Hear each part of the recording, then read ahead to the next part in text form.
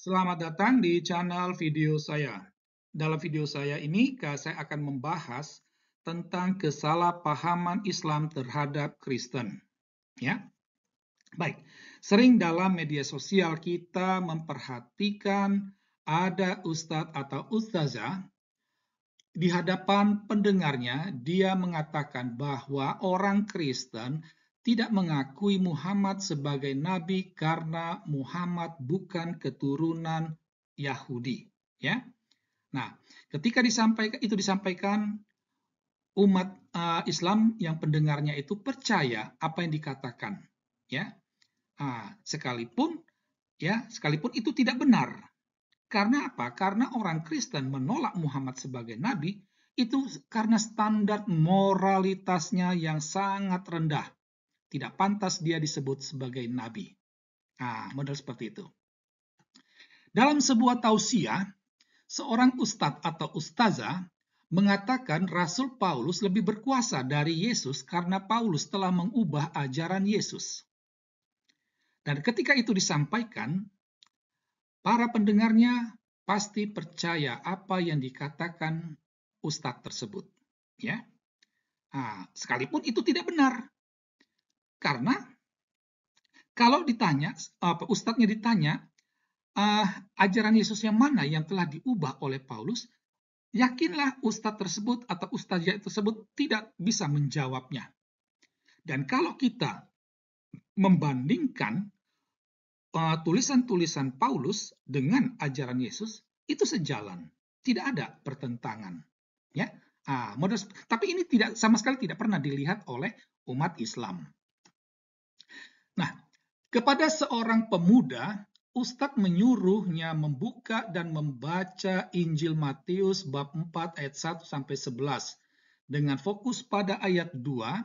Dan setelah berpuasa 40 hari 40 malam, akhirnya laparlah Yesus. Lalu Ustadz itu minta menggantikan kata Yesus dengan Tuhan dan membaca kembali kalimat teks tersebut sehingga kalimatnya berhenti pada laparlah Tuhan. Lalu Ustadz itu mengajukan pertanyaan retoris, kok Tuhan lapar?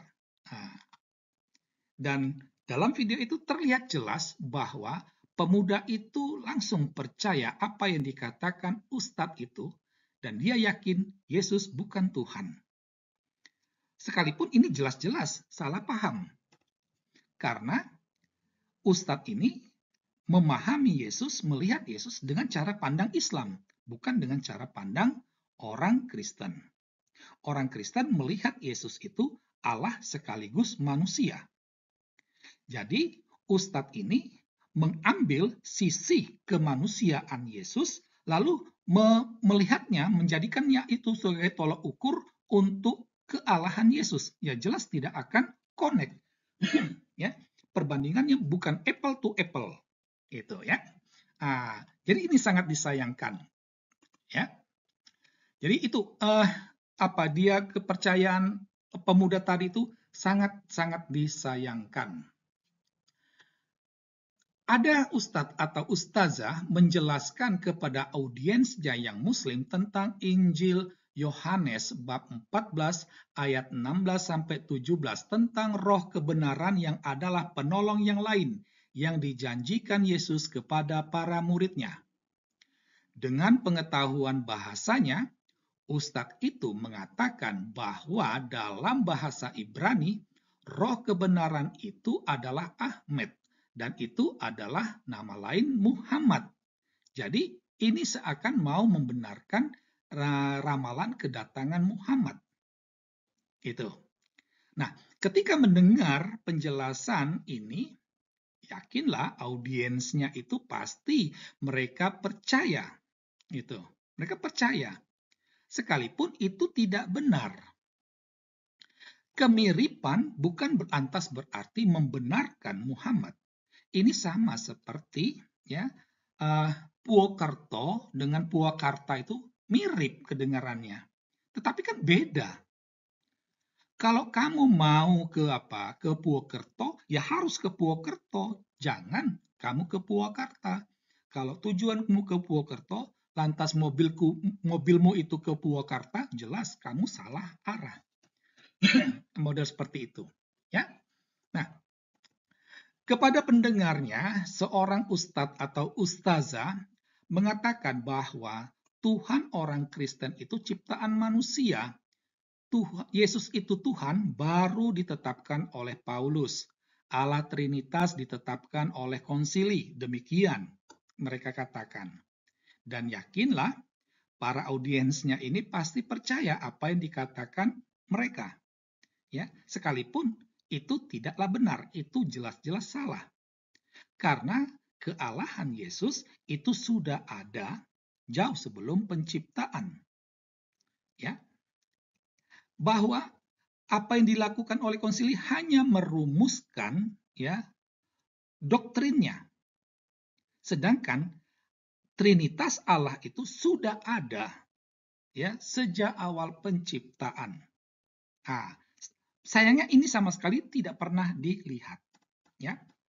Nah, inilah contoh-contoh ya tentang kesalahpahaman Islam terhadap Kristen.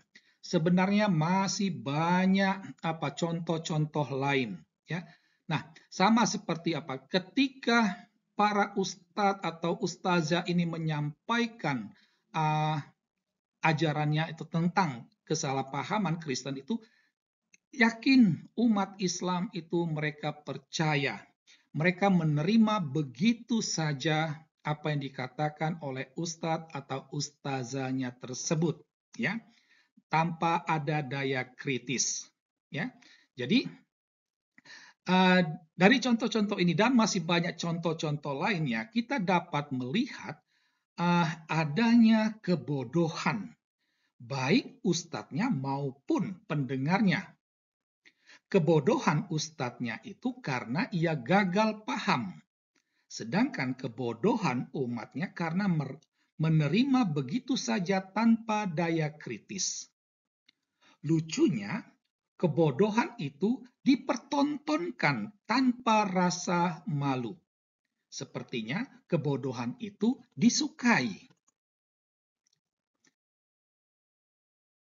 Nah, kalau kita memperhatikan apa yang terjadi, fenomena yang terjadi sekarang ini sepertinya merupakan pengulangan sejarah.